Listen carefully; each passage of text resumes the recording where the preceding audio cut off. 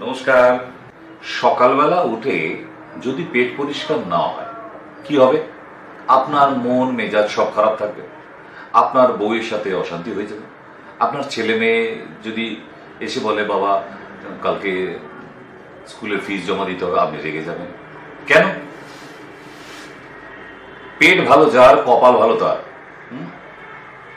সব ভালো তার তো সবাই বলে, কপাল ভালো যার পেট ভালো সে যদি লটারির টিকিট কাটে তারও লেগে যায় প্রাইসটা। কেন জানেন?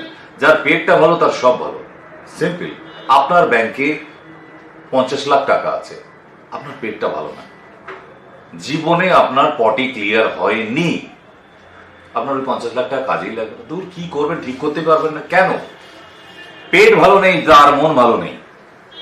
পাওয়া যায় ওই বসে স্নান করার যেগুলো, ওইটাকে ফিট করুন আপনার ঠিক কোমরের সামনে।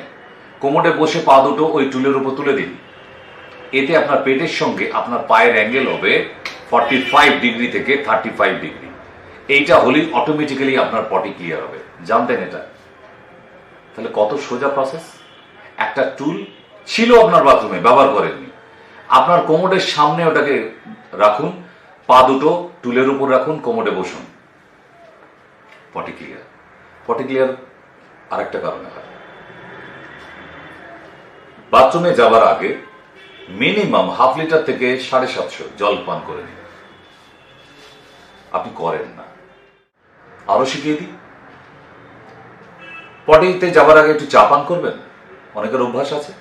তাহলে চায়ের মধ্যে চা, লিকার চা, 1 চামচ ঘি দেবেন, গাওয়া ঘি, ভালো করে মিক্স করে, দারুণ গন্ধ ছাড়ে যদি অরিজিনাল ঘি হয়। সেটা একদম চুমুক দিয়ে খেয়ে নেবার পর আগে জল খাবেন, তারপর চাটা খাবেন। পটিতে গিয়ে বসুন, সামনে টুলটা রেখে। ডাক্তারি ছেড়ে দেবো, এতটা বড় অ্যাসুরেন্স দিচ্ছে আপনাকে, পটি ক্লিয়ার। কোনো ল্যাক্সেটিভ পাউডার খেতে হবে না।